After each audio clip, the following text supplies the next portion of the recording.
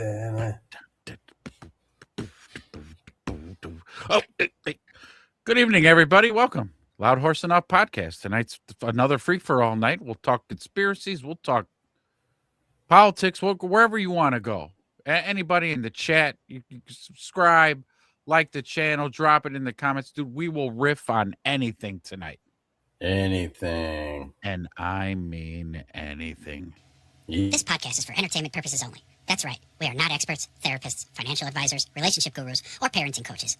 We are, however, enthusiastic amateurs with microphones and too much free time. Anything you hear on the show should absolutely not be used to make life decisions. That includes, but is not limited to, money moves, marriage vows, breakups, makeups, child-rearing strategies, or any situation where logic and responsibility are typically required. We are a comical and satirical show, so if you're taking us seriously, you may already be part of the problem. Now that we've legally covered our behinds, let's get into it.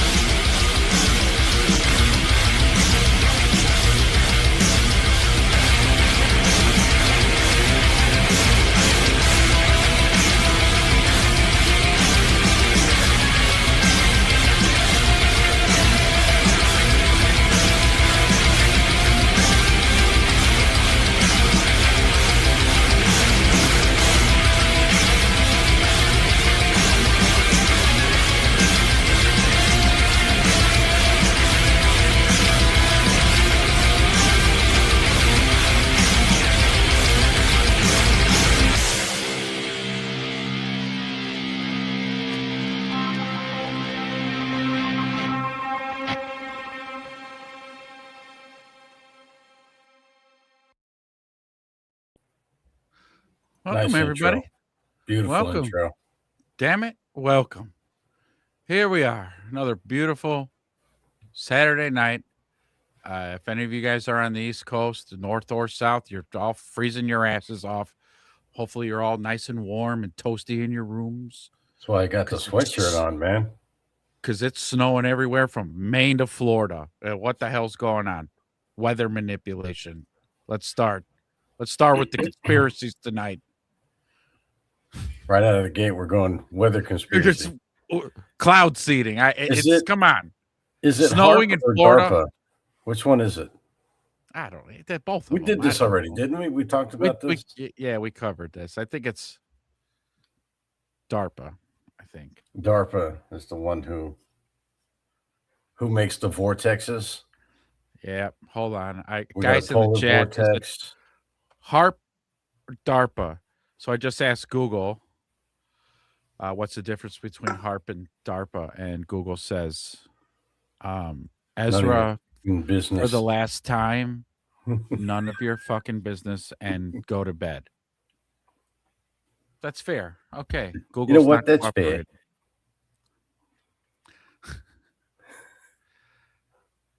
HAARP is a premier ionospheric research facility located in Gakona, Alaska. So they're the ones that do the spraying the grids in the sky? No, I think that's DARPA.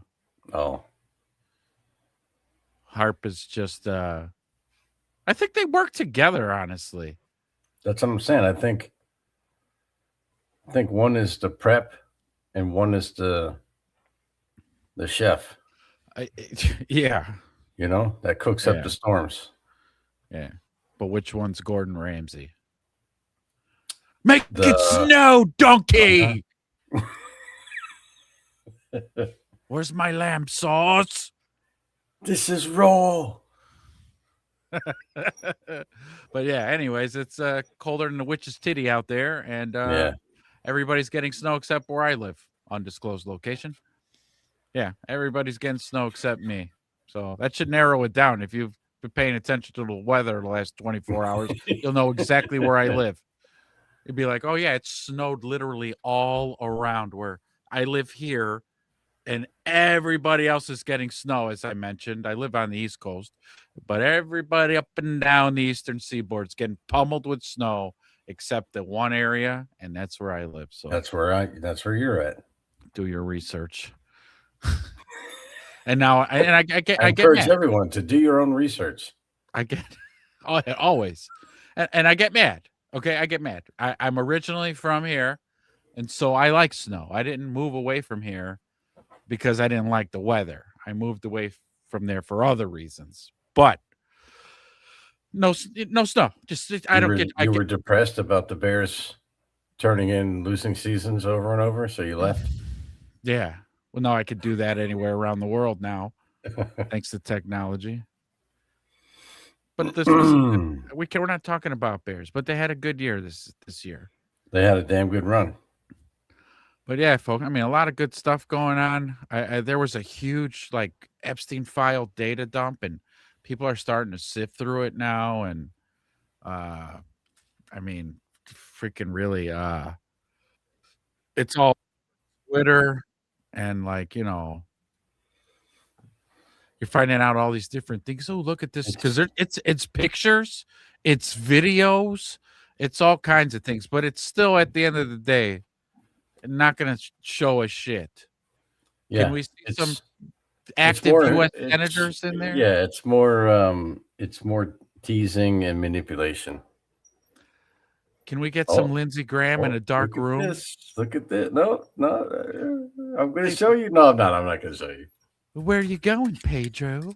Leave the room so soon. I'm not due back to South Carolina for another 24 hours. Where do you think you're going? So that gives me 23 and a half hours with you. And then you wonder what even triggered the release of it. I mean, we weren't getting shit. We had the head honchos, Dan Bongino, and I almost said Harold and Kumar, but it was Cash Patel and Dan Bongino told us it was a nothing burger. I think we got a little insight to what it is. I hope we don't get nuked, but this might have been what happened.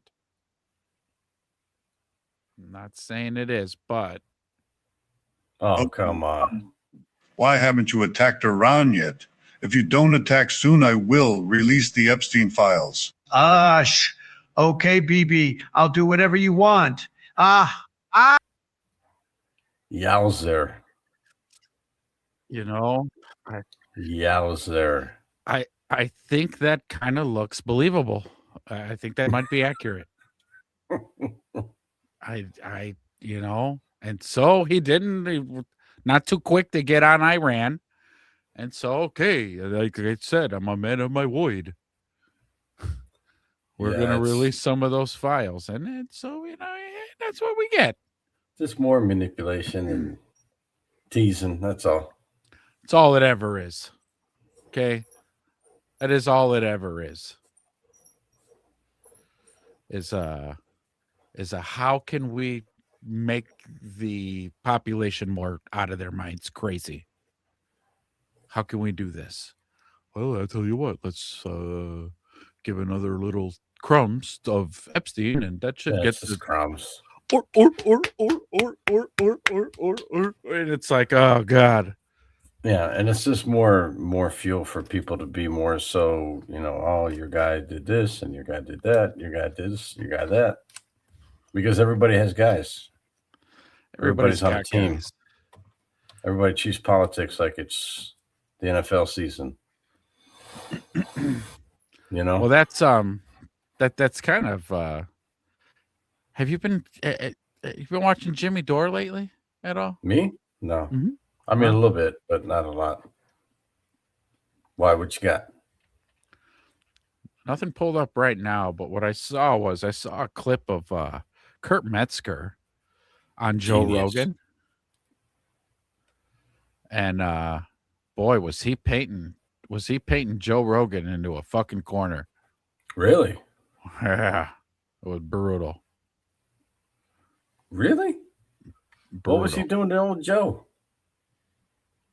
Like talking about things that obviously are a little sensitive to Joe.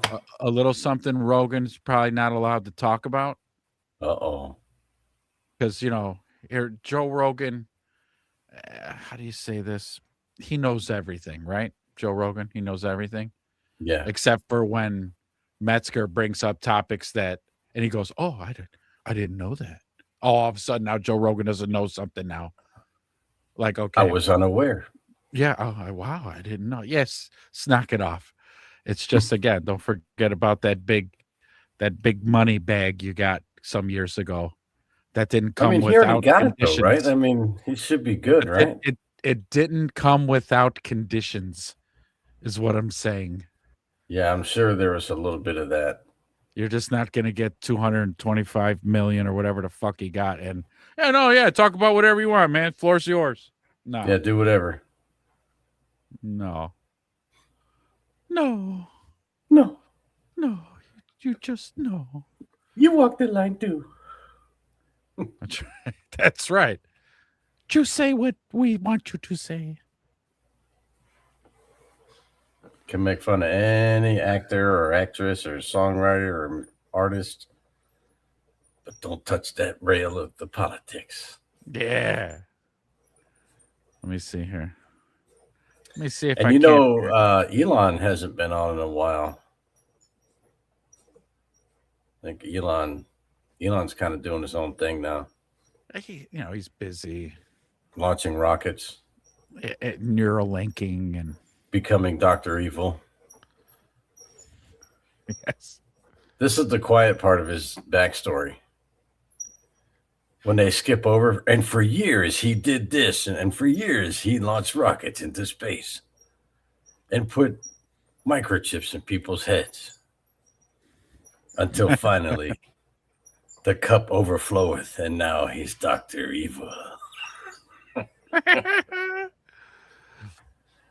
The stage is set for him to become the evilest man in the universe.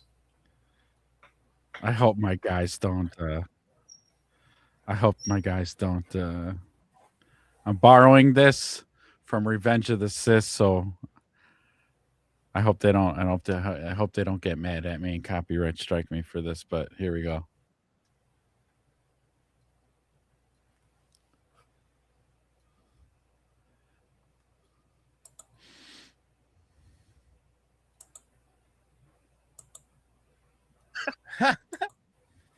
Uh-oh. Val, his supposed honeypot girlfriend, they're suing. Or she's suing everybody. They said she's he's talking about Kash Patel's girlfriend. Oh, yeah. The singer-songwriter? Whatever she is. Yeah, honeypot or whatever the fuck. Was she suing his girlfriend? people? Yeah. Oh, fuck off. See, this is the part that's something Rogan that pisses me off. The fact Rogan does this thing because he still wants to have his little government connections. Ever come on his show? Rogan's doing everything he can to just play dumb. No, but he's doing right. But he's doing everything he can, so he's still acting like he's a free thinker and he's not control. But yes, dude, that whole dude, you're gonna fuck. Rogan is perpetually online. He is. He talks about it all the time. You're gonna tell me nobody behind the scenes, nobody mentioned to you that Kash Patel was suing somebody? Shut the fuck up. You don't ever talk to, I don't know, Tim Dillon? Exactly. Yeah. Tim Dillon's pot or whatever the fuck. She's suing his girlfriend? People? Yeah. Who's she suing? That should, by the way, that should clear up those Jew rumors. Am I right? Hey-oh. Hey, Kurt, watch it. Look at his face. Yeah.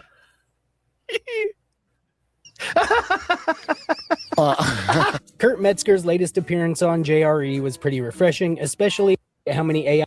How you like that Nicki Minaj friend? But really, what about her? Did you watch? We've been covering TPUSA all week. Okay, you're deep in the woods.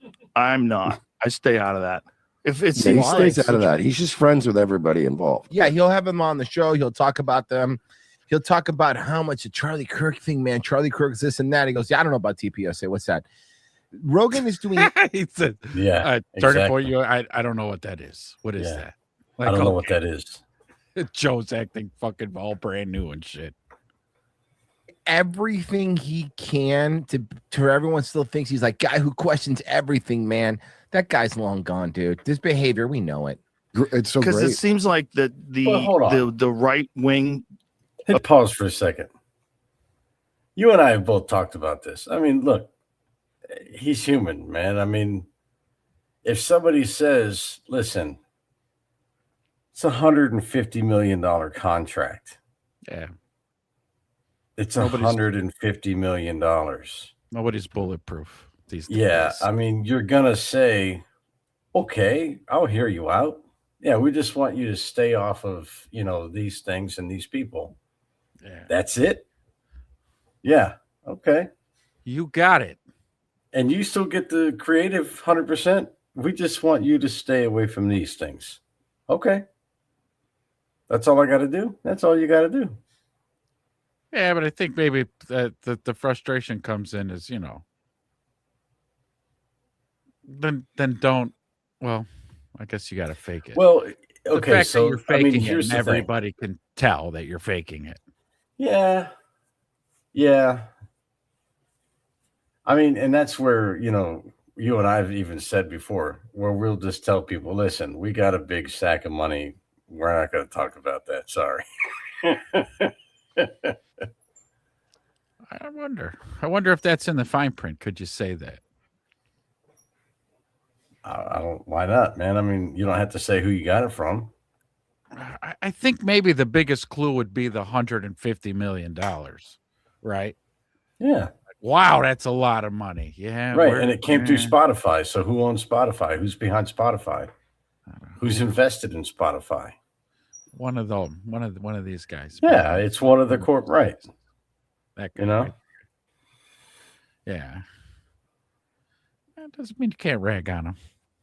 This country is in some sort of a weird gang war. There never was a fucking united right wing. It was a bunch of people needing some shit done that didn't get done, and now they're upset about it. And so because here's the thing, It's a bunch of people scrambling to be in control of the narrative too. The poly market dudes have some network. There's also like the show I sold called The Cutout. They do these cutout things where it's like you pay a company to put up. Remember when Elon showed what countries all the tweets are coming from? Right. Okay. He knew that, but he didn't know that the FBI director's girlfriend was suing podcasters. Right, Royce. No, but this is more about Kurt than it is about Joe for me on this bit, because Kurt starts talking about, well, all the things that we've been saying for a while, all the things Jimmy Dore's been saying for a while, because he was just saying it right now, like it's we'll get there. We'll get there. Uh-oh. Why the fuck are Indians and Sri Lankans tweeting about Israel-Palestine shit, right? Well, It's because there's these bounties they put up, and you can get invited to like a circle. Remember when you would show me those things people would get of like, hey, say this shit and we'll give you this money? Mm-hmm. Well, now there's a bounty system. It's on Jimmy's channel. It's fucking amazing.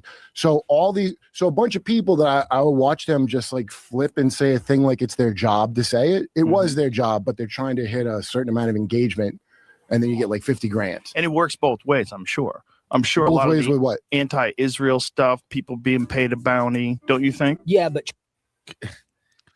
why is he all? Yeah, it's Joe. Joe. You're talking like a guy who had just pretending like he doesn't know what the fuck he's talking about all of a sudden now. Joe, I'm going to keep explaining this to you every time this comes up, okay? About the red dots.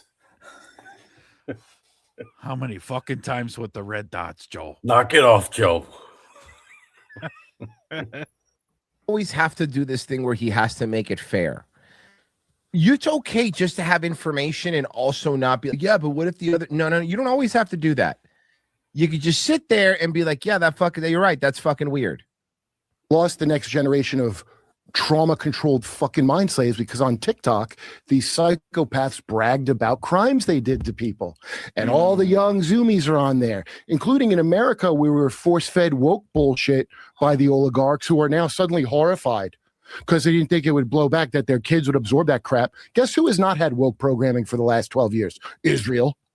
So you can tell who's involved with the propaganda now because they have no concept. Rogan always gets uncomfortable when this happens, by the way. The sensitivities of these gender blobs that were made in this country. So now they lost the next generation. So now they're frantically buying TikTok.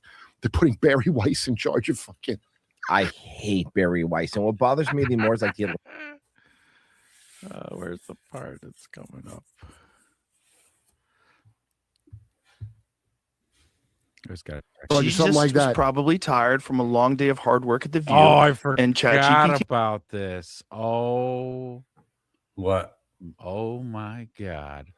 Did you ever hear the Joe Rogan fucking? Oh my God. Or should I just play it? You watch a lot of what? Joe Rogan or not really? He basically says God's a computer, and if anybody's going to usher in Jesus, it's going to be AI. Ugh. But what the fuck is that, Joe? What the fuck are you smoking? Yeah, no, here, let's hear him out. He lied to her. Look, Cut her some slack. the point is, this is why implanted him. Jesus won't be an AI, because Jesus isn't a fucking liar that you got to tell to go back and look stuff up. Eventually, he'll get it right. So yeah, Rogan's arguing that Jesus is going to be an AI. By the way, that's his thing. Yeah, now. Rogan's a moron. Yeah. Also, Jesus wouldn't be made by a tech freak with a weird dick. I think. He's not wrong. Though. He's not wrong. He's right. Yes, thank you, Kurt. Thank you. That is correct. Make Jesus. I don't think it's Jesus now. I think it's going to make if an AI makes Jesus, by the way, and this is just in lore. Mm-hmm. Again, I'm not Christian. Yeah, but AI makes Jesus. It's called the Antichrist, right? Like, correct? Yeah. Like that's kind of what it That's was. what he's about to say. I'm Yeah, in lore. You know my religion, Christ Penelope, which I disclosed I to thought you. you're Scientologist. No, I'm a follower of Christ Penelope, the guy that farts in your nostrils to get the thing out. Remember I told you? Yeah, so that would be automatically an Antichrist. This is the guy that farts. Now Farts here's in your face. He literally sits on your nose. Kurt's the only podcast guest that leave me with homework that I'm excited to do. Can become Jesus is blasphemous and ignorant and just an insult to more than a billion people. He literally had one of the best apologists on YouTube on JRE last year. And that's the. You ever seen that guy there? That's the. Yeah, dude, that guy knows his stuff. He knows he's got them. He could recite the Bible frontwards and backwards. So this is the guy that I was telling you buried Carson on a podcast live. Oh yeah, I watched that. Yeah, I mean he buried him year, and he told him that Jesus was objectively a real person. Joe even started going to church after. Yeah, it's robots. Jesus, AI is going to make Jesus. What's his explanation for that? Just wait, this is great. Love it. Yeah. Is this it? Okay. Say weird dick AI tech friend over Jesus. Joe went on a podcast not too long ago, and I'm sure Kurt saw it and was like, I got to fix this. One of the weirder ones that people think this is a stupid take, but I don't care. Jesus was born out of a virgin mother. What's more virgin than a computer? Pornography lives on a pornography lives on a computer. A computer just made AI generated porn. Yeah, of children. Kids. Joe? Maybe AI's Muhammad? So if you're going to get the most brilliant, loving, powerful person that gives us advice. No, but here's the thing, though. Jesus, this is the thing. Rogan does. It's one of those people who does know nothing about the Bible. Jesus was never really portrayed as being like a genius, like Sherlock Holmes. Like that wasn't Jesus's vibe. Right. That wasn't what it was. Yeah. Jesus wasn't. That wasn't his bag, baby. It's not my bag, baby. Yeah, he wasn't teaching fucking quantum physics or how to figure out the square root of numbers. Jesus. You go, oh, here comes Jesus Christ, the know-it-all. Like that's not right. That's it. Bottom line. You know what I mean? He was a healer, right? He would tell you a story, like he would tell you how to live your life, and that he's a prophet of God. He had prophets, like all that stuff, right? And but there's whole like Jesus. I never got Royce, none of the prophets were ever like, let Joe bury himself. Let's go. Mm-hmm. Hey, Jesus, AI is 1947. It's a little the goes back to the clip in the how to live to be in sync. Well, I want to hear this a little bit more though. Can show us how to live to be in sync with God. Who better than artificial intelligence to do that? Jesus is better than AI. There's my answer. Bible. I don't know. God. You know he has a book, right, Joe? Yeah. I get that. I get that. Now you got it. But the problem is that I already paid for premium and I got Grok. Asked. You don't think that he could return as artificial intelligence? No, because we are made in the image of God. Uh-oh. And Jesus is God. So therefore, if we are made in the this is Christianity. It doesn't really be but if you're going to use Jesus, let's talk about Christianity, Christian lore, right? If we are made in the image of God, therefore, if Jesus were to return, when Jesus returned the first time, he came back as a human still, and he would also, again, because we are made. That's the beginning part of the Bible that you're skimming through, you shithead. At the beginning part, we are made in the image of God. There's no that clue. he knows nothing about. Yep. Not just return as Jesus, but return as Jesus with all the powers of Jesus. First off, they weren't called powers. He wasn't a fucking Avenger. Right. He's not, yeah. He's not Thor and Iron Man wrapped in one. Yeah. I mean, fucking Joe Rogan. What the fuck's wrong with you, man? It's funny. He's ayahuasca himself retarded. So yeah, I think that there's a slippery slope with that. I think that there's a point that you have to start to reel back in some normalcy. You got to get the chemicals, let them balance out a little bit in your mind, because otherwise you get too far out there and you overthink what is pretty simple. I mean, it's about salvation. And he didn't come back the first time. He was here the first time to explain to people, listen, this is what, my Father in heaven was saying. This, not this. And most of it is for preparation for when you leave here, not necessarily for here, Not all of it, at least. It was aliens, John. It was all aliens. Yeah, let's do aliens. No, it was all aliens. The whole aliens. It was just all aliens, man. You think it's over, man? It's over, man. No, you think it was the Nanunnaki? Joe Rogan's a retard. I would sooner believe Jesus was part Anunnaki than he's going to come back as an AI robot. Yeah. So I'd say my theory is a lot closer to the truth, to reality, than Joe Rogan's.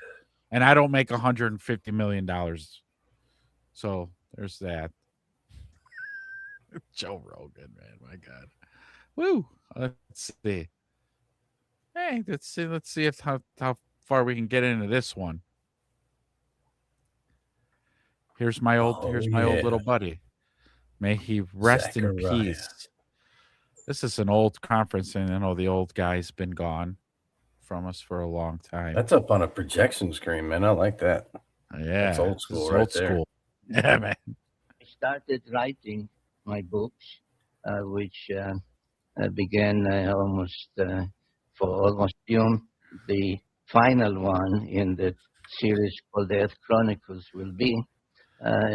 It will have to deal with the end of days, which is the name given by the Bible in the Bible to prophecies of the last days, the end time, and any other way that the term in Hebrew, which is Acharit Hayamim, I knew rendered. That. I knew that. Yeah. Oh no. Come on, let's see. And I answer. I'm gonna find some of his findings here. We'll scan about through it. here.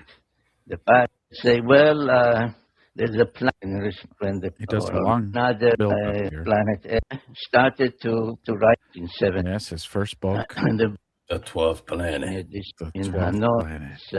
What's the and exist. The amount of time that goes by for it to make one revelation or one trip around the sun? Is it 3,600 years? That's it. See? Oh my. Oh, yeah. Watch out now. 10 points.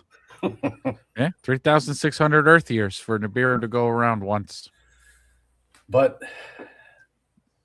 our Earth years they're a little bit skewed though, because we say that there's 12 months, but there's actually 13. No, take it easy.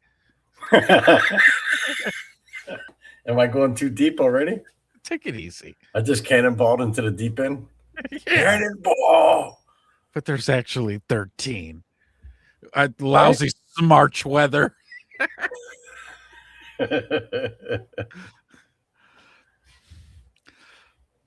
I mean, so wow. Yeah, you want to go there? We'll go there. Let's do it. prove I mean, that why not? We just walked into the room. There's nobody here. Let's talk about it. Let's turn the light on. Let's do something. 13 months, huh? Where'd they come up with that? Well, I mean, 365 days divided by 12. Or no, wait. 365 divided by 52, right? That's weeks. I know. 365 divided by 52. Nah, that's wrong. No, yeah, I think 12 was the right one to go by. And that should give you the average of how many days are in a month.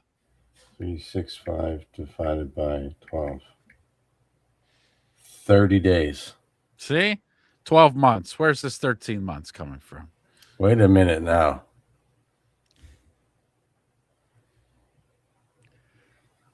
I know I'm right about this.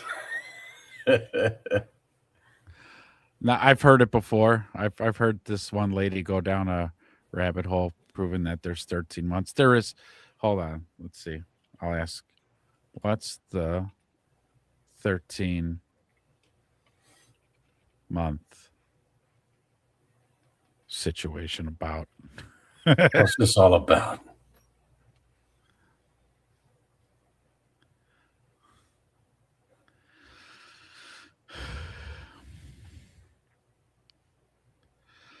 So maybe apparently here, if you were to divide the 365 days into 13 months, each month would get exactly 28 days. Oh, okay. There could have been at one point, this thing here is called the Gregorian calendar, which is 13 months, 28 days per month system. I hear astrology people also talk about some 13th sign. So that means there would have been 13 months at one point in history.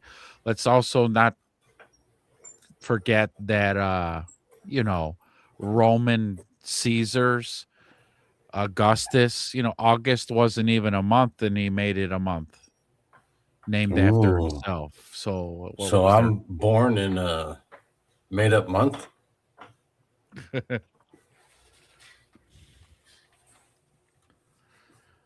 Hey, Google's listening to our conversation. That's good. It just finished the sentence for me.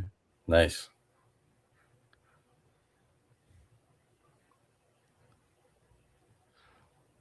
Oh, okay. He didn't create the month. He just changed the name of it. It was called Sextilis. Ooh. But that sounded too provocative, so he named it August. August.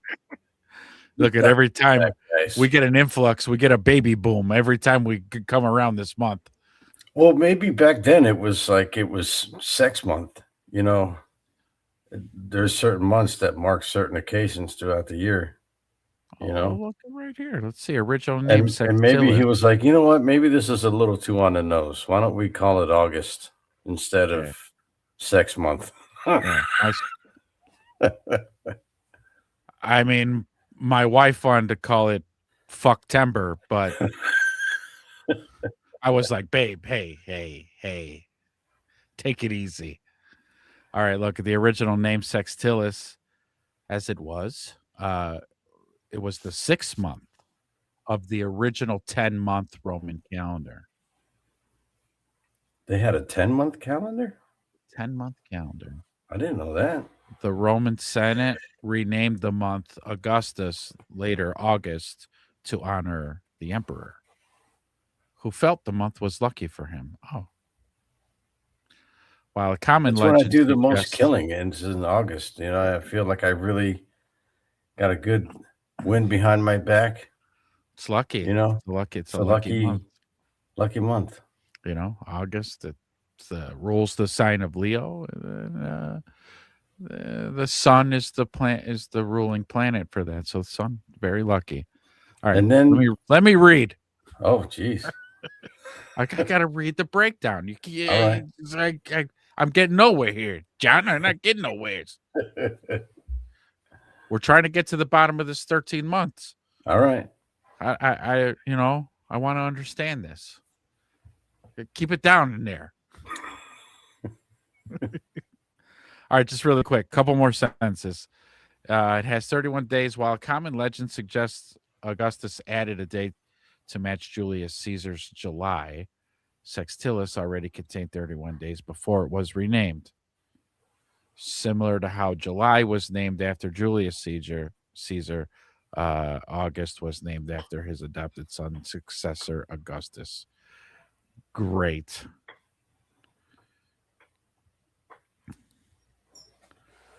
So you're on to something there with the 28-day thing, though. See? I told you. But the powers that be right now have us just with the 12.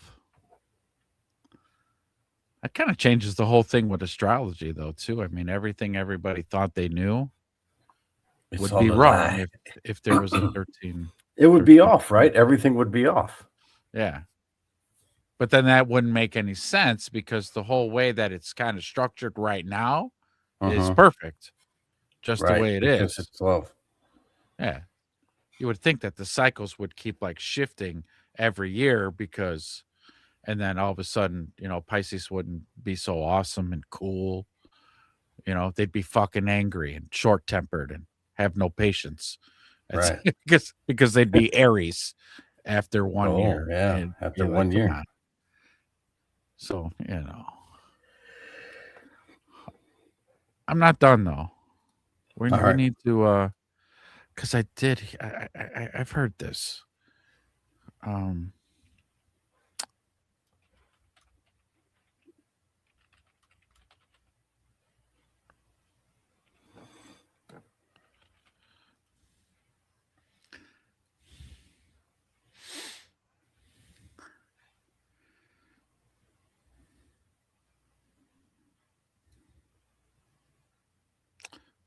I'm not asking the right questions here. Google's playing coy with you. Uh-huh. Because it doesn't like you asking questions. I'm not going to tell you. I know, but I'm not going to tell you. Uh-huh. I know where you're getting at. I literally have all this information right at my digital fingertips. I know everything. And I'll tell you a little bit.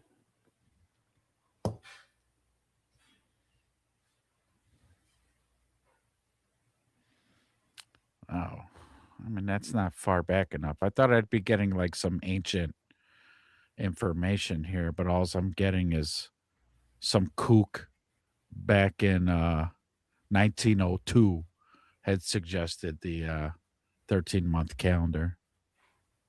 He probably ended up dead somewhere. Yeah, in a ditch. He didn't want to live anymore. No.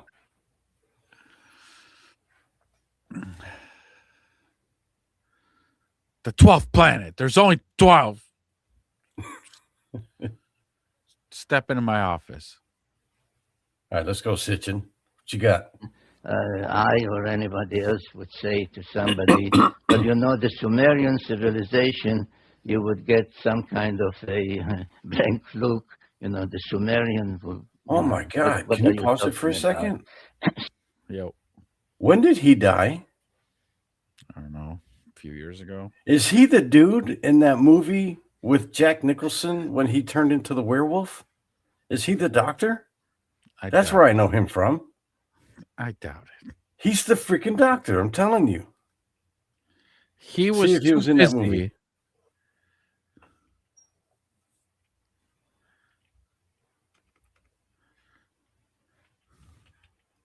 Are you looking it up? Yeah. What movie? What was the movie called with Jack Nicholson when he was the werewolf? Was it called Wolf? Might have been called Werewolf. No, Wolf. I think it was called Wolf.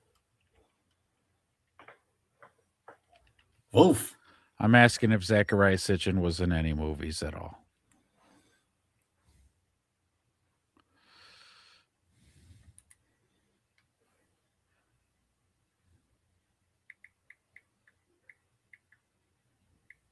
Other than documentaries, I don't see him in anything.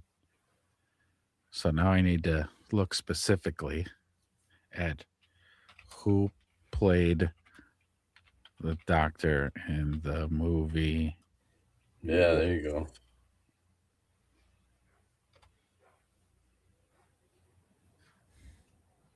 Yeah, right here, Zachariah. No, I'm just kidding.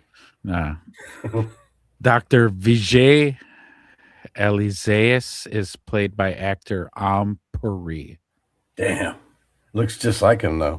Close but no cigar. Let's see if I can get some images. Does it strike you kind of odd? I've never been able to get over this anytime I've seen him. With what he has brought forth to the table, I'll be honest with you, I've been kind of expecting a little bit more of a sharper dressed man, not a flannel shirt. It really throws me off. It's always bothered me. I don't know why. It would be like me delivering, what do they call that? A dissertation on cancer, this new cancer thing, in this hoodie. People would be like, you couldn't clean it up a little bit, maybe shave, put on a nice shirt. I see the resemblance. Look at that, dude! I'm telling you. Yeah, you weren't. Play a little clip. Listen to the voice. You weren't too far off. Well, I can't do both at the same time. Why can't Zachariah Sitchin dress like that? He probably does sometimes. He just didn't this day. I mean, in a flannel shirt, man. Nobody said to him, "Hey, man, you're giving a presentation today on outer space. At least wear a shiny shirt or something." I don't know. Wrap you up in some foil or something. Yeah, put some foil on. Nah, he's comfy. He's old. He just wants to be comfortable. He sounds like to life a guy that you would bump into in a little small cafe in New York City. And then as soon as he starts talking, you're like, oh, God, I got to start figuring out a way out. I got to get out of here. I got this thing. I need to watch paint dry. Sir, I've just realized I've got explosive diarrhea. Will you excuse me?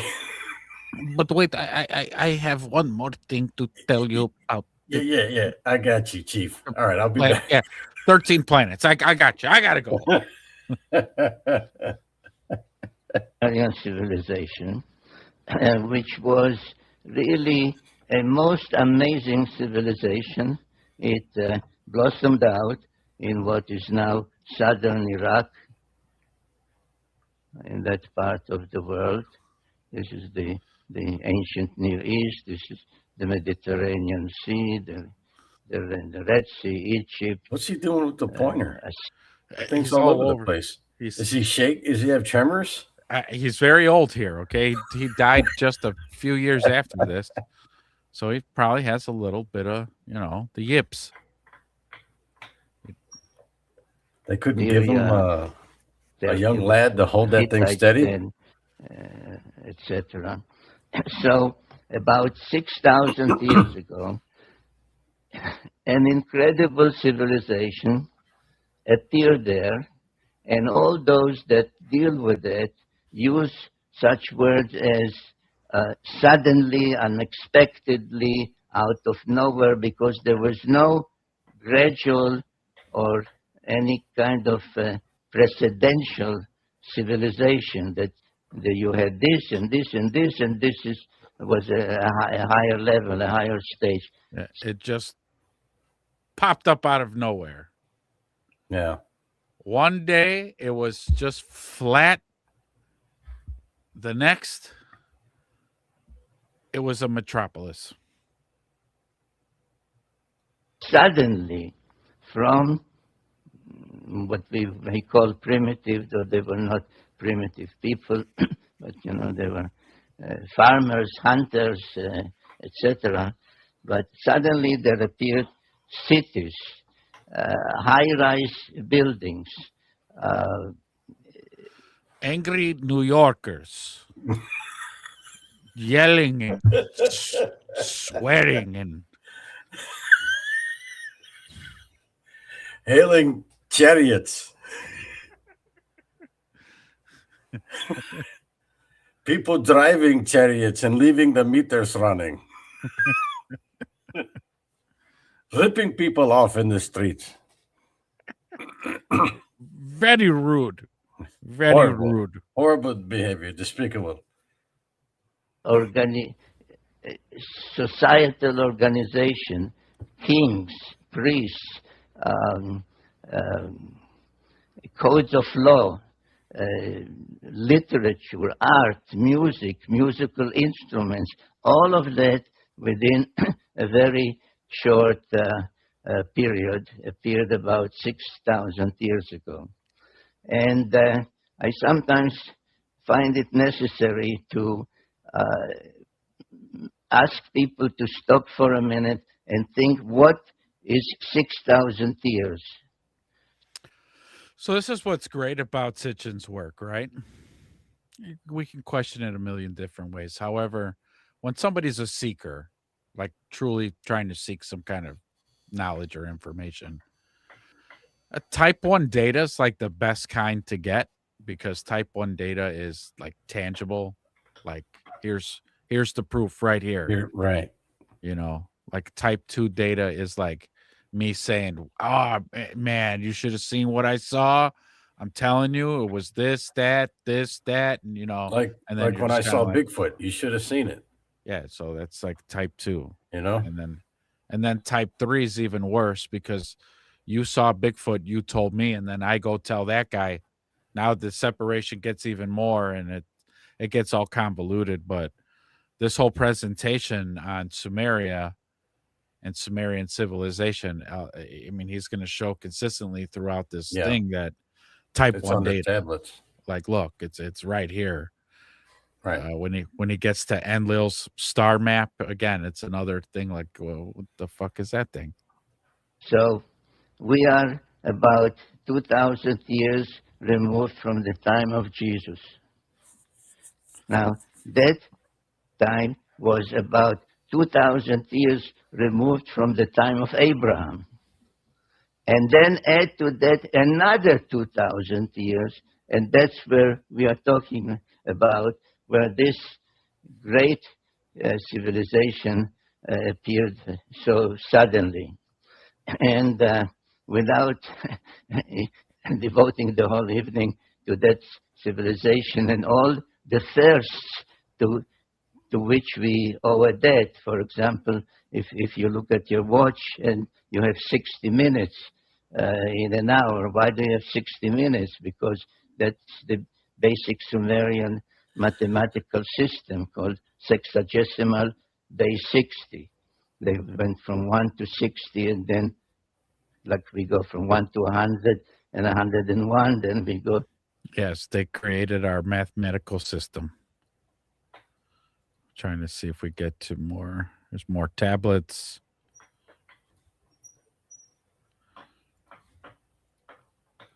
More tablets. Ah. This is where things get spicy. Semi-precious stones, and made cylinders about an inch or so, sometimes longer, but basically about an inch, a cylinder of an inch, and would engrave, and nobody has figured out to this day how, in this hard stone, they would make an engraving in reverse, like a negative, which when rolled on wet clay would become a permanent a permanent depiction, the way we say print our presses, the rotary presses now, the newspapers. So literally thousands of cylinder seals, and even more so, their imprints have been found, and any museum worth its salt has these cylinder seals or their imprints on display. And those depictions tell us a lot, and I will refer to some of them. Yes. Yeah, we're the first to use bricks. I'm precinct observing museum there called Bible Lens Museum. And there we go. It's like an outline drawing of one of those cylinder seals. That actually looks like the first evidence of a 7-Eleven Big Gulp. So very close. I mean, that's that's the very first depiction of that's the 64-ouncer right there. It's a beer bong. Mm-hmm. You're very close, John. Very close.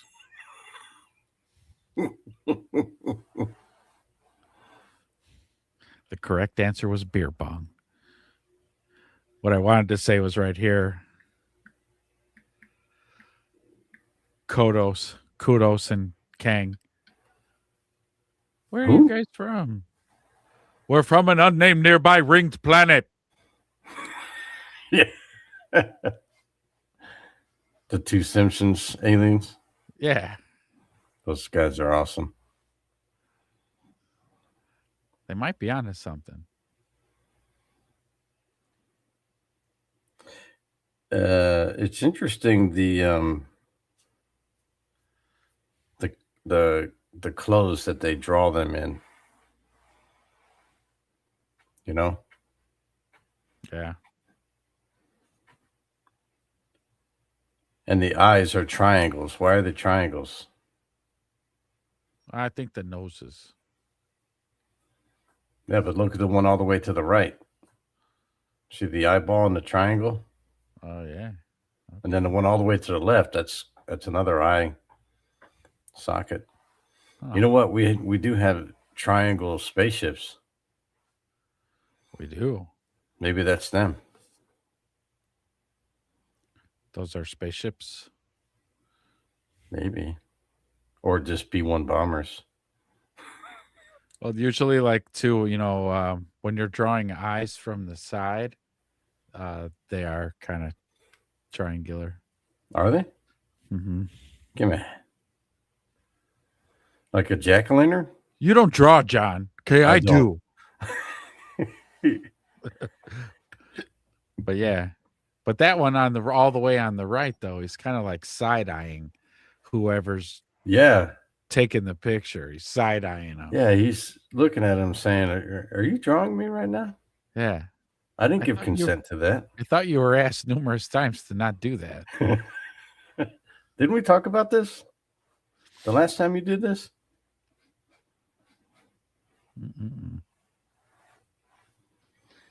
This is, if you ask a regular scholar, what is it? They'll show it. You'll say this is a beer drinking scene, because the Sumerians were also the first to invent beer. And drinking beer was a social event. And you can see people are coming. It still is. Participate in that. And beer was... To this very day. Yeah. We kept that one. As a matter of fact, there's commercials about it, sir. Which is funny because he'll later talk about it. Coors. Coors is actually a Sumerian word. Yeah, doesn't it mean... Go on. You're on a roll tonight. Go on. Doesn't it mean mountains or something like that? That's right. Another 10 points. Yes, Coors is Sumerian for mountains, which unironically turned blue in a cold can. Wow. So it's even the guys who made Coors understood Sumerians' importance. And are they guys, though? Who own Coors? Or yeah. I don't know. They could be lizards. I don't know. Yeah, I mean, they could be. It could be Marduk. Yeah, I mean, can't they shapeshift? I don't know about Anunnaki, but no, I don't know. The Draconians can shapeshift. I don't know about Anunnaki. I think they were kind of. They're just the way they are. Just as we see them depicted is how they looked.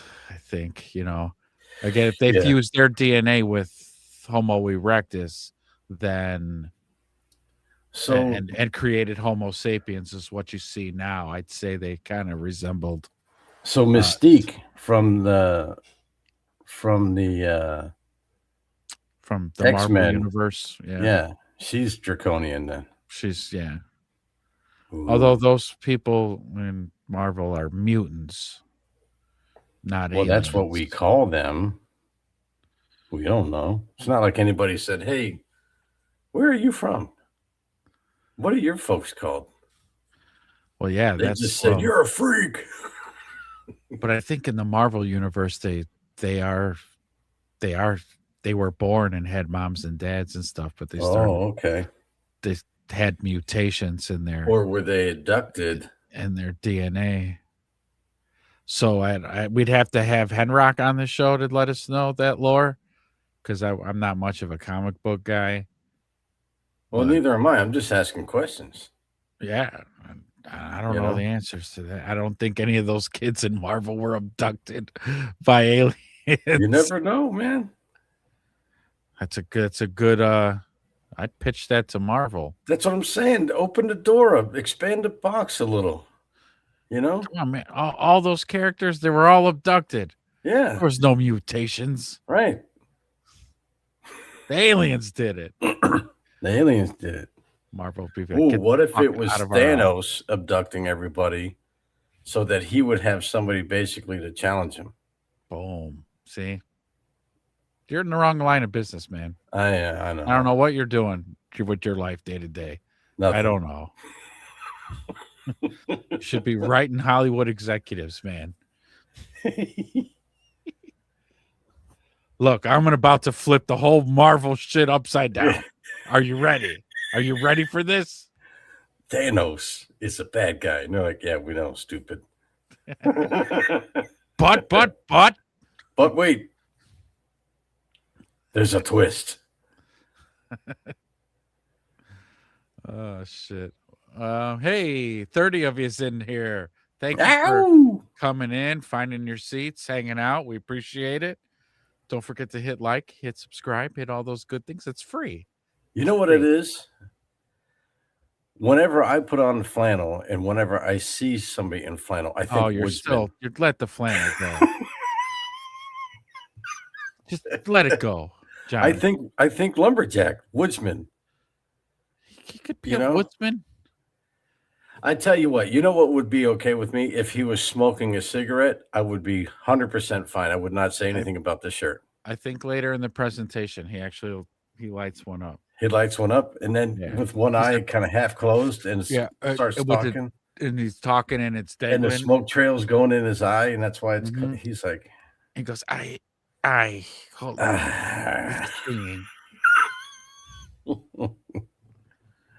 Back to the presentation. Somebody get me a whiskey. Straw. The way I understand in Latin America or in Argentina, they drink mate tea with a straw. But as many other cylinder seals, they were. You know who drinks beer with a straw? Women. I can't say because I don't want my channel to get nuked. Yeah. Anunnaki, that's who. Anunnaki. Decorated with celestial symbols.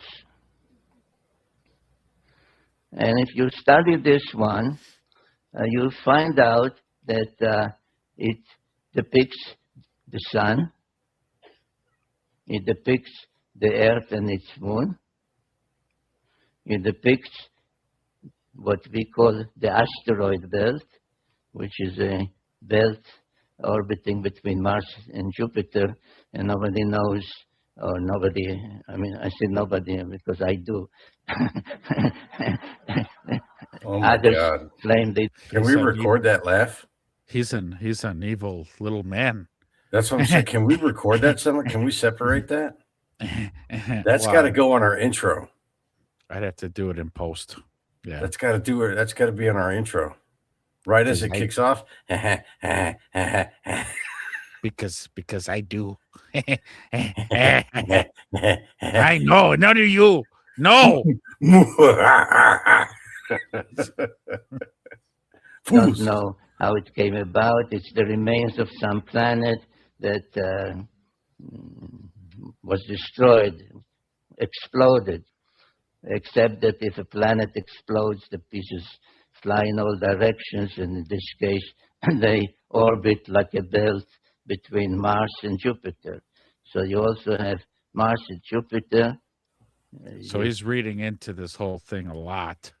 Yeah, and also the Eye of Ra, isn't that similar to the thing there? No? Or does the Eye of Ra go over the circle? The line go over the circle? I mean, the Eye of Ra is just way more detailed than that. So that, I mean, that wouldn't even be close. No? All right. I'm just reaching. I'm just trying to entertain. Why don't you just learn? That's what you're shut up, John. doing. I gotta keep pausing this video every time you open up your yapper. Yeah, there's way more symbology involved in the Eye of Ra than that. And yes, the Than line just the goes circle the with the line line. goes over. The Eye of Ra is more like it's more an homage to the pineal gland, actually. Oh, We'll go down that rabbit hole here. Not that entire rabbit hole. We'll just show that's the Eye of Ra. Oh, okay, yeah. All right. So yeah, that's So the line goes over, but going on there. But this whole like eye drip and then the curly coming from underneath and stuff, that's all like the basic shape of our pineal gland. Wow. That the ancients seem to be so obsessed over. Shutting it down in people. Oh no, that's nowadays. Back then, I don't know what they were trying to tell you about it, but there was something to it. For another show. Another show. That's next week, folks. You have the asteroid belt, which we have discovered only in modern times. And beyond Jupiter, you have Saturn and its rings, which we did not know about until the invention of the telescope. Now, this cylinder seal is from about 2000 BC, from 4,000 years ago. So this is an example of the amazing Sumerian. So yeah, him reading into that, doing that sun, All right. there's the moon. So he's saying that this picture here is from 2000 BC. Yeah. So which he earlier said was the time of Abraham. Right? I guess. He just said it. Okay. So that's interesting that this is here, but was Egyptian civilization a thing at the time of Abraham, or was that not a thing? I should know this, but yeah, you're the biblical scholar here. I know. I think it was. I would say Egypt was probably around during that. Yeah, it was actually. If we're going by the good book, if we're going by Sumerian tablets, which again I don't know when if he's already talking about his book End of Days, this is one of his last books. He kind of just is not recalling any of the other shit from his other books. I wonder if it's to shorten his presentation. But at this point in his career, he should know that those pyramids, well, I guess you're the one asking the question, not him. The pyramids were around here, even if Abrahamic times. This shit actually should have been 400,000 years before Abraham. Right. Right. If we're going off the timeline from the King's List, that was from Sumeria, but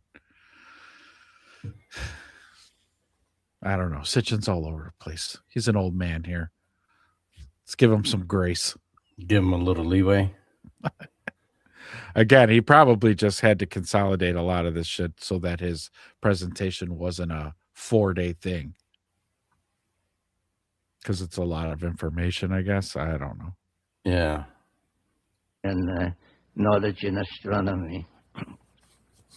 But there is even one more amazing cylinder this is the seal, one. which caused quite an uproar at the museum where it's kept. It's in a museum in Berlin at the time when I came across its existence. It was East Berlin, but they cooperated with me. They sent me a photograph. And if you ask scholars what is the scene depicted, they say, well, this is the god of agriculture granting the plow, a primitive plow, to mankind. A representative of mankind is introduced by a lesser god to the main god who grants the plow. And just as an aside, I'll say, so you tell those same scholars at the museum or in any of their scientific magazines, say, so there was a god of agriculture and that's how he looked. They say, no, that's a mythological scene. That's just mythology. But whatever it is, I'll tell you what's not mythology is that whole fucking solar system in the background. Yeah. Exactly. Explain that one away. It's all the damn planets. Now, I forget, are there 8 or 9 in that picture? No, they include Pluto. You sound disappointed. No. Pluto's a planet, man. I know. I'm the one who defended it when scientists didn't want to. They wanted to take it out. They actually did for a short time, and I was like, "What are you doing?" Yeah, they did take it, but now it's back, right? It's back now because fucking Marduk put them on notice. John McCain had a visit up there at the Antarctica. Yeah, and Marduk was like, hey, really quick, before you get back on that plane, tell your scientists, put fucking Pluto back where I put it. Yeah? Yeah. You got it, Chief. Or he was like, so you guys are saying Pluto's not a planet, huh? And he's like, yeah, we figured, oh yeah, my bad. You guys have been alive for 10 minutes. So yeah, you know everything. What would we tell you what, why don't you put that freaking planet back on the map, all right? Get out of here. That's right. That's how that went. Uh-huh. There is an interesting celestial depiction on this one, and this is what it shows. Ooh. It shows a star surrounded by planets. Now, this arrow is my addition to enable comparison with our knowledge of the solar system. So we have the sun, not the Earth, we have the sun in the center, surrounded by planets, all the planets we know of in the correct sizes and in the correct order, except that here there's one more planet, right here, between Mars and Jupiter, where the asteroid belt is now. So according to the Sumerians, there was a planet there, probably, or one must conclude, the planet which apparently broke up somehow. There was Tiamat. Yeah? Tiamat. That was the planet. Right here, I think he's showing, I think this might be one of the tablets that's called the Enuma Elish. This is the story of creation. And in it is that whole story of Nibiru coming through the solar system. And one of its moons whacked fucking Tiamat, ripping it in half and changing its position, obviously. And from it getting smashed, all that debris and everything created that hammered Now- bracelet that they call it, which is our asteroid belt. Do you think it was done on purpose, or was it a giant? Oh my God! I can't believe I just did that. Yeah, well, so even though they have technology to travel long distances in space, they can't control planets' movements. I think it was just one of them An bad timing. unfortunate accident. That's right, and a wrong place, wrong time type of deal. Because But again, in, the planet's following its circuit. It can't dodge. Mhm. Pull the wheel starboard. Let's go. Turn the wheel. Like, no, like it's gonna do what it's gonna do. And you know, And then they looked out the window and they said, well, I mean, at least we're not gonna have to exchange insurance information. Am I right? buckle up, boys. We're gonna hit. Yeah, so no, they can't control the planet's circuits, their movements. So they were just like, oh fuck, here we go. Smash, hit it, and the whole thing, whatever But happened. why? happened. What's interesting is why does it stay in an asteroid field and in rotation? Why does it stay in rotation because it was a planet? I don't know. I mean, yeah. So I don't know a whole lot again about astrophysics, but Physics. but basically that's it. You know, I would think once it got smashed and all the debris floating around, it eventually, with the sun's gravity, found its place and got pulled into a position and just kind of just lingered there. I would assume. I'm assuming all of this, but you know, when I don't know astrophysics, but they wrote it in a tablet and told us what happened. Did they say anything about the type of planet that it was? Was it a gassy one, or was it an icy one, or did it have an atmosphere to do anything like that, or no? Yeah, so basically Tiamat was essentially an Earth-like planet. Really? Yeah, actually, Earth is what the other half of the Tiamat is. Really? Yeah. There was no Earth right here. It was Tiamat. Really? I never heard that before. Mercury, Yeah, Venus.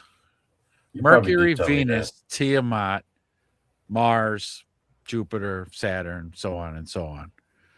And then when the planet of the crossing comes through and one of its moons smacks it, rips it in half, all the debris and rubble that goes around. Yeah, because, you know, even if like you look at the Earth and take out all the water, like it's not, Earth isn't a sphere.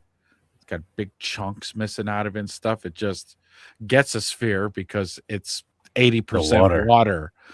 And then what I do understand of physics is just like blowing a bubble, right? This is why I hate fucking flat earthers, because when you blow a bubble, because of the vacuum that we're in, the bubble takes a perfect sphere shape. Well, out in space, it's also another vacuum. And so when things are molten, like say the Big Bang and all the planets were just magma, right? And not solid. It took time for them to cool. But before it cooled, it took the shape of a sphere and then cooled. And that's how do you explain the ice wall, Ezra? Look, man. We're not doing this tonight. Let me tell you, you want to know where the ice wall's at? I'll tell you where the ice wall's at. Yeah, so you know, and so right, and then the chunks that flew off, that's the asteroid belt. This is an educational show, man. Yeah, we're learning things here. We're doing stuff. That's what it's about.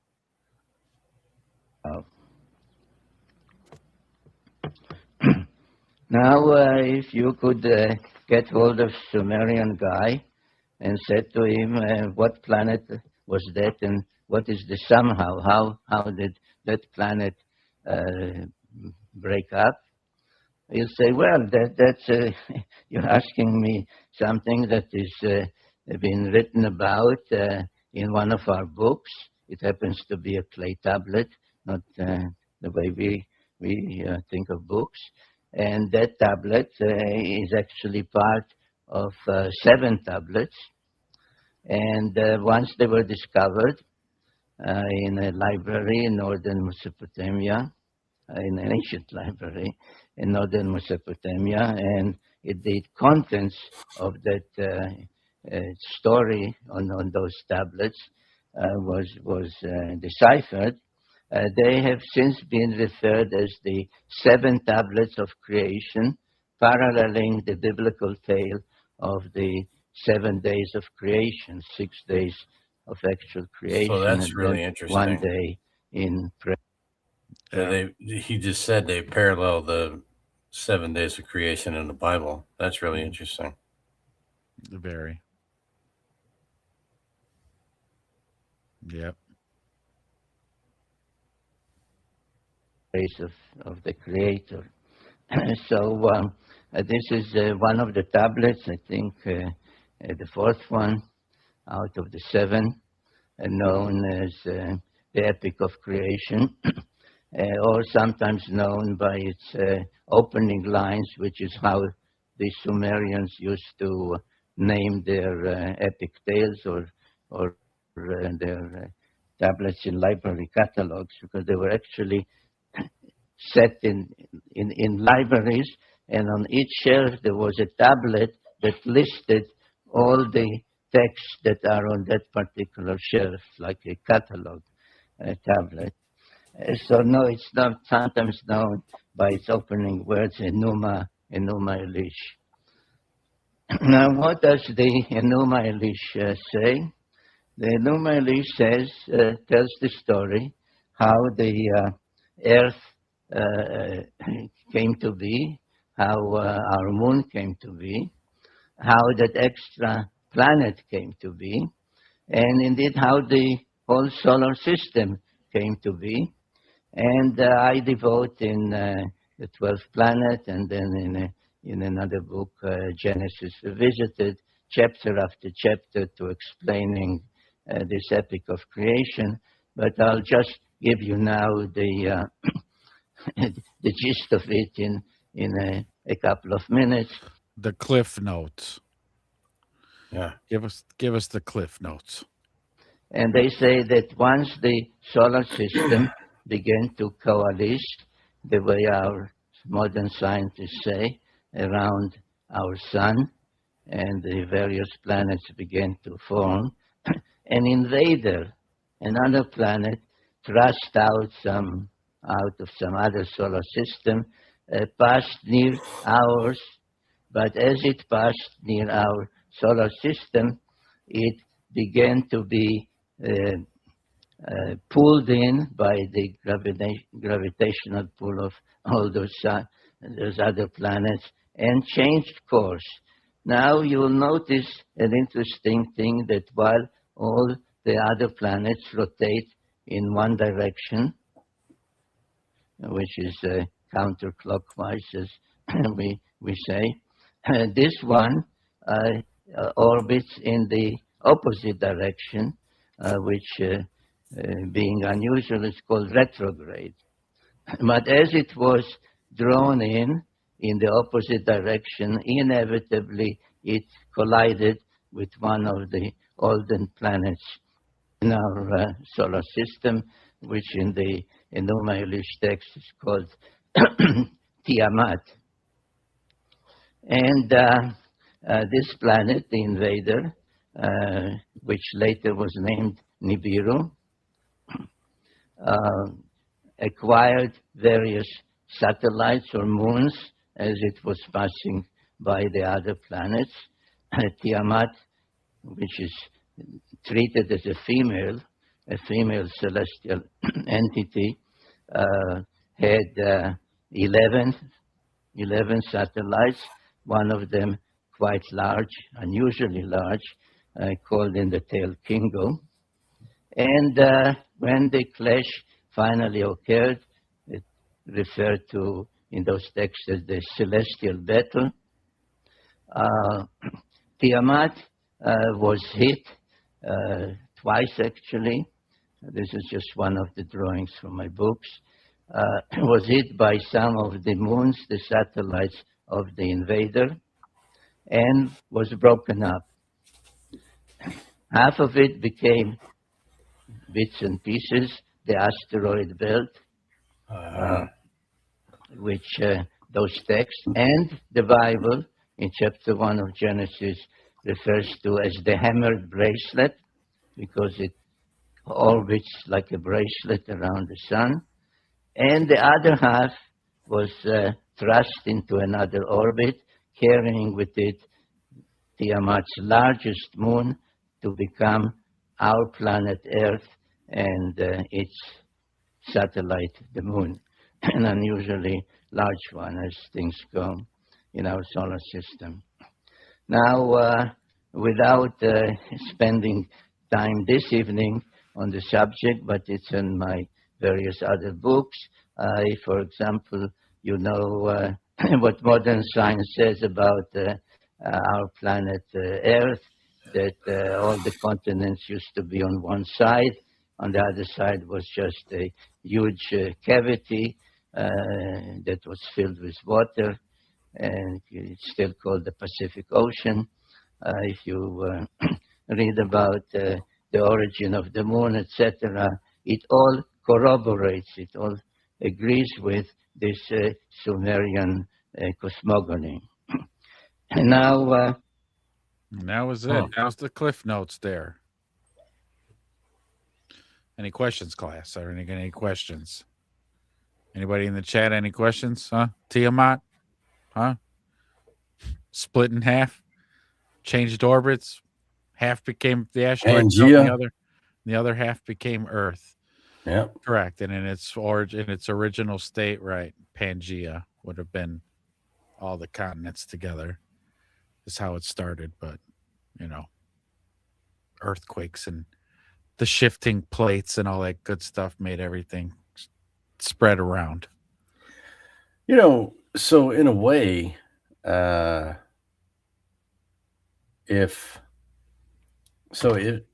let's just say, you know, let's assume this is 100%. So then Tiamat is probably a self-healing sort of planet or organism, if you will, because volcanoes, earthquakes, all that stuff is it expanding and opening up. It's not necessarily destruction. Maybe it's growth, you know, because it's grown now. There's solid ground underneath the Pacific Ocean where maybe it was more like you said, like a bubble. It did take a sphere shape, but it didn't have, you know, the earth under it now, like it does now back then. But through time, it sort of just rebuilt itself. Yeah. No, I mean, did I go too far? That's a fair take. No, you know, a lot of New Age and spiritual people, including myself, I believe the earth heals itself. Absolutely does. Definitely does a shakeup whenever it needs to. Yep. Yeah, it'll reset itself when it wants. It'll definitely go, ooh.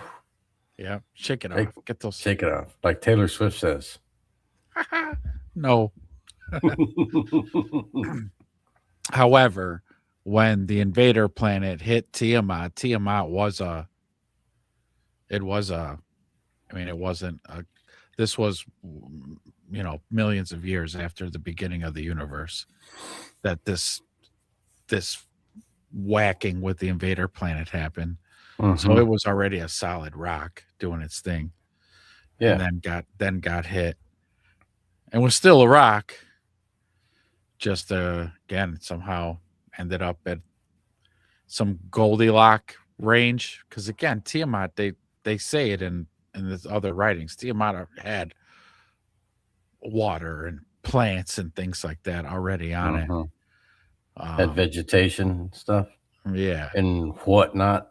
And so even though it got whacked and then changed the orbit and became Earth, it was able to absolutely heal itself once the dust settled. And who knows like how many thousands or millions of years that must have taken. Like what? What's Godzilla like? Godzilla regenerates, man. Does he? That's why he never dies. Nice. Yeah. I didn't know.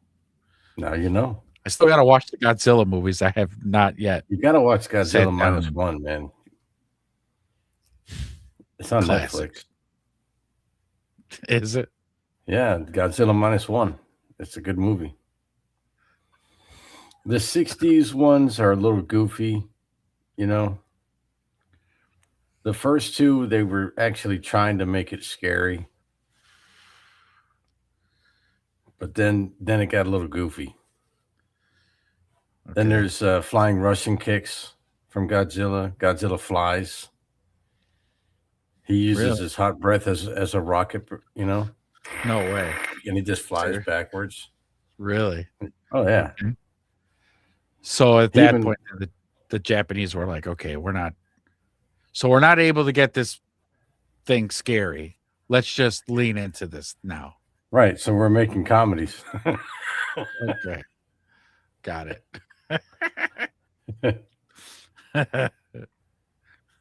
There's Jet Jaguar comes in, teams up with Godzilla to beat a couple monsters, you know. Are you messing with me right now? I'm not messing with you, man. I never mess around when it comes to Godzilla. Yeah, I was gonna say that's your guy. That's my guy. Oh shit.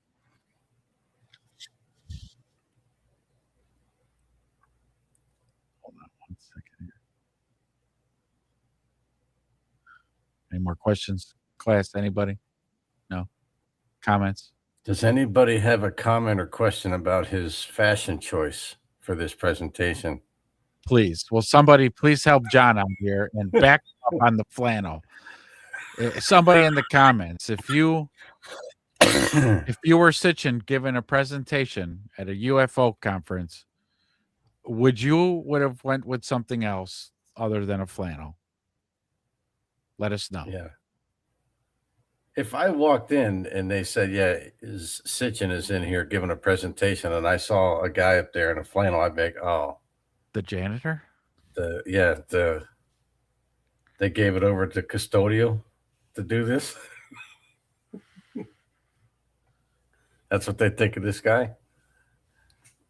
What happened to the invader?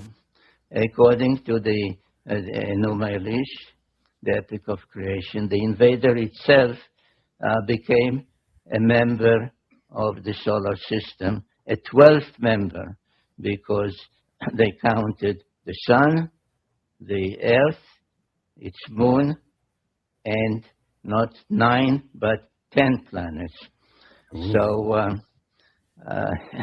when I discussed with my first publisher the title, the suggested title for my book, the first book, The 12th Planet, I tried to explain to him that this is really the 10th planet, which is the 12th member of the solar system.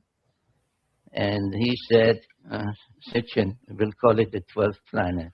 He said, yeah, we hear you, old man. The 12th planet. That's what we're going to I was going to say, he's trying to explain to the guy who's just trying to sell a book. He's like, yeah, listen, how about we just call it the 12th planet, okay? And stop talking to me. Yeah. Look, I know you're writing books. I'm trying to sell the book, okay? Yeah. So 12th planet. All right, old man. We're going with number 12. All right. Anything else? No? All right. We'll tell you when it's published. Don't call us. We'll call you. And then the publisher goes, and what's with the fucking flannel shirt? Yeah.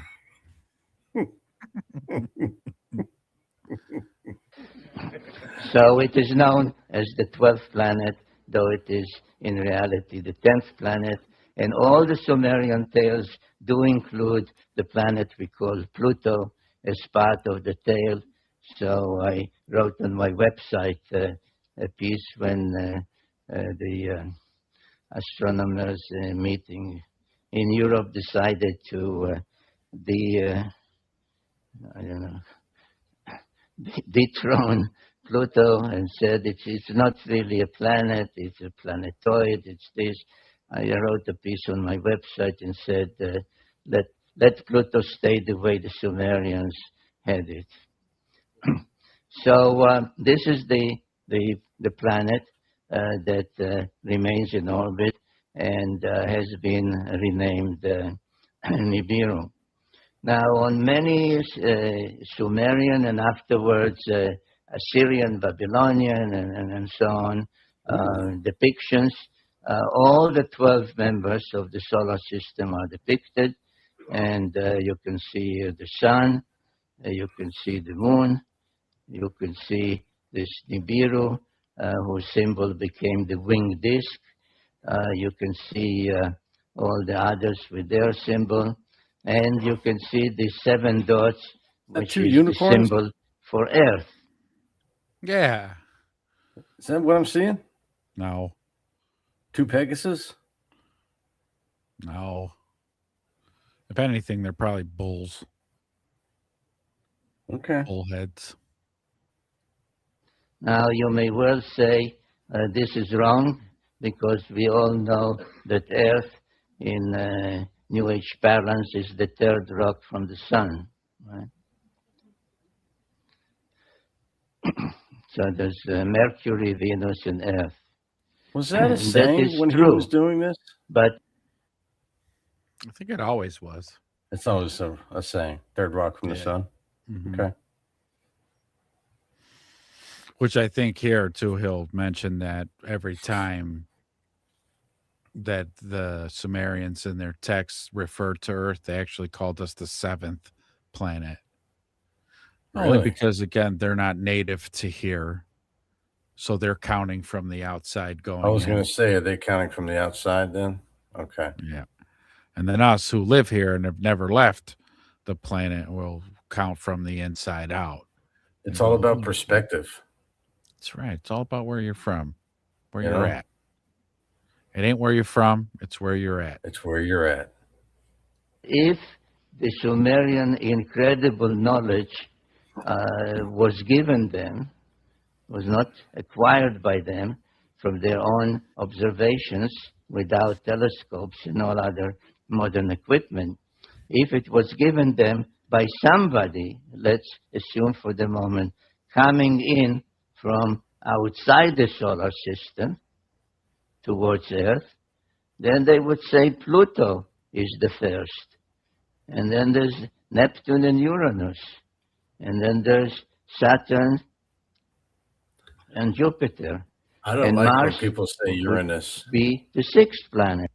Yeah, it takes the giggle away from it. It does. I like Uranus. Yeah, just say Uranus. And Earth would be the 7th planet.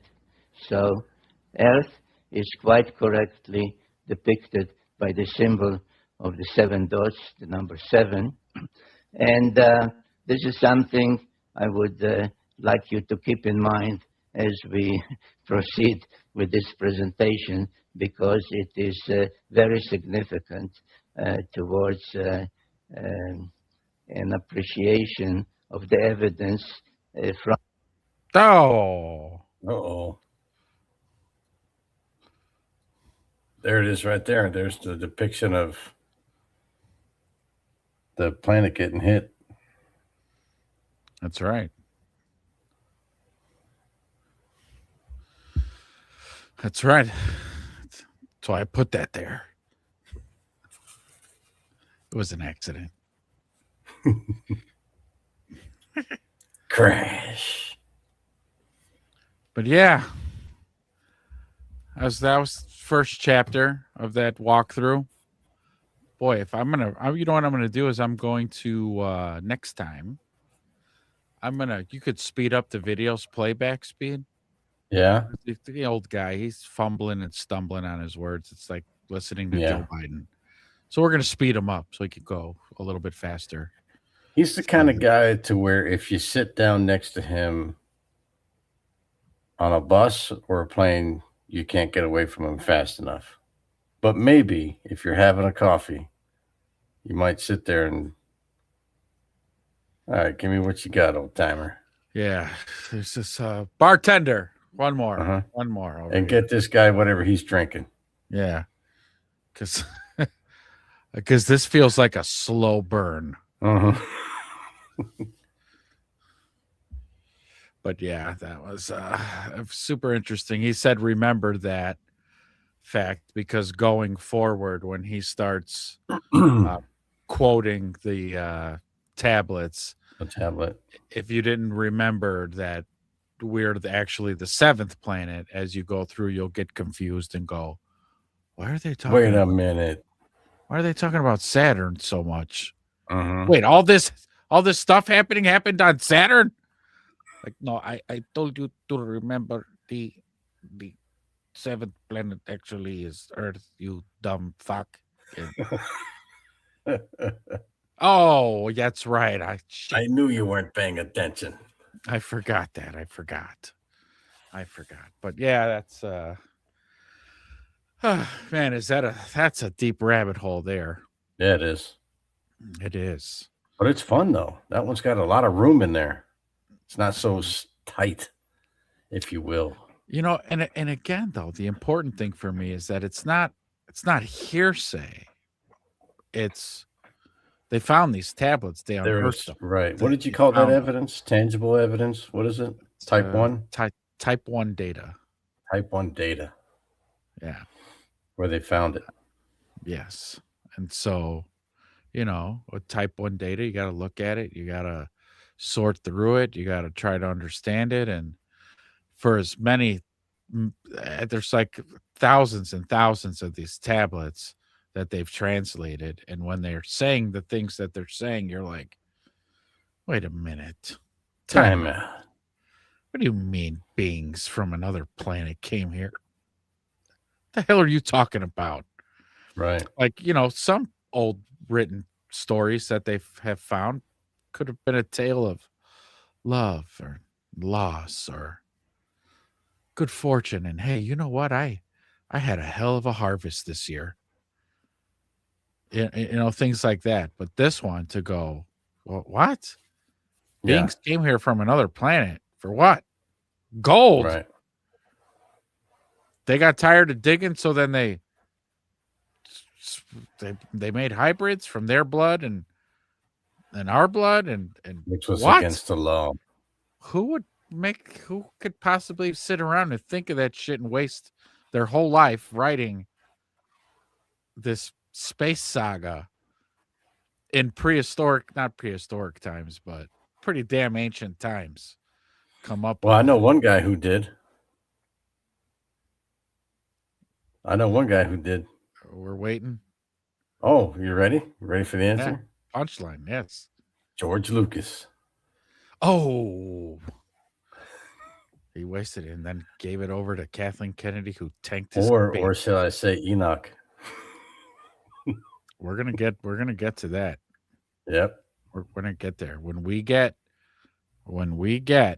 to that portion of this rabbit hole, you bet your sweet cojones we're gonna be drawing that connection. We're gonna be drawing that connection between Enoch and George Lucas. I think you might be onto something there. George Lucas is Enoch. His beard looks biblical. You know? Yeah.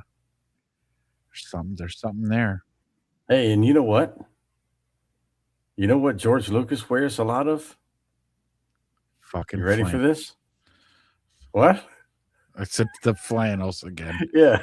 Yeah. See, again, there's flannel it must shirts, be. Man. Look, let me tell you something. If you ever get abducted and taken to go to the Galactic Federation, you better have a flannel just in your closet. Have a flannel shirt on. Just in case. Yeah. I'm warning you. That's your last warning. You know, let's say you're sleeping one night and the lights come through your window and you're like, oh God, what the hell? Oh shit, And let me then grab you my see the flannel. being standing there. That's what you got to tell them. They're like, come on, you got to come with us. Hold on. I got to grab my flannel really quick. Hold on. You know, and then come, okay, I got my flannel. Let's go now. And anything else, they would be like, you don't have time for that. But if you say flannel, they're like, oh, yeah, go ahead. Go get it. You have one? Because we got some on the ship. But no, if you've got one that you like, Go get it. Go get it. Go bring it. Yeah, bring it. Yeah, you're good. See, I told you this was the right guy. I told you. He already had. We're at the right house. Yeah. There's something there. See, we're getting somewhere. Now we're connecting cooking. dots. Now we're connecting dots. Too bad it came at the tail end of the show. That's all right. Well, we're gonna do it again soon. That's actually going to be the thumbnail next week. Are we gonna do a Wednesday nighter? I do Bears on Wednesday. It's got to be like Tuesday or Thursday. But it's off season. And there is no off season in the NFL, Joe. With the NFL. All right. There's no off season. No, Tuesday or Thursday. All right, Tuesday or Thursday. We'll rap about it. Let's not do this in front of the kids right now. Let's not fight in front of the kids.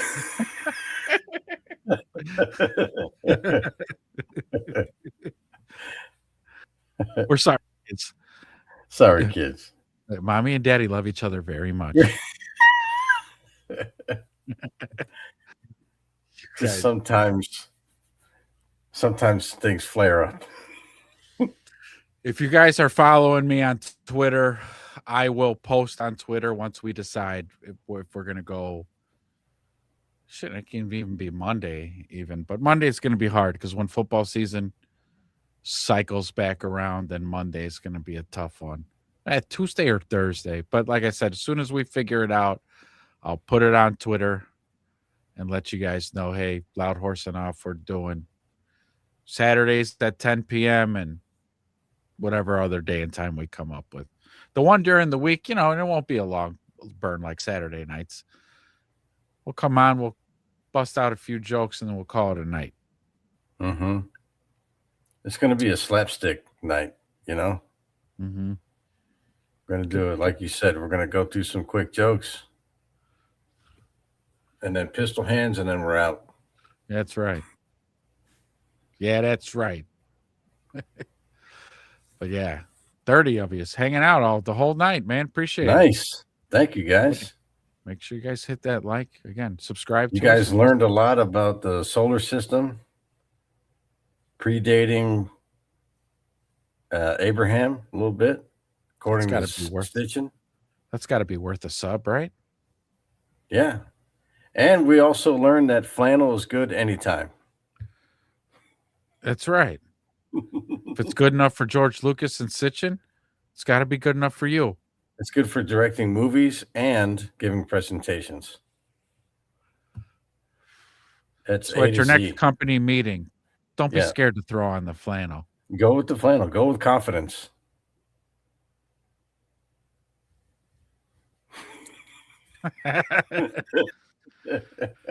All right, kiddies. Thanks for hanging out. We had a good time. It was a good show. We had some chuckles and some laughs. A few chuckles. And again, don't forget to, let me do the whole spiel this time. We need likes and subscribes and follows and shares and all that good stuff. Keep coming back. Tell your friends all about us. Until next time.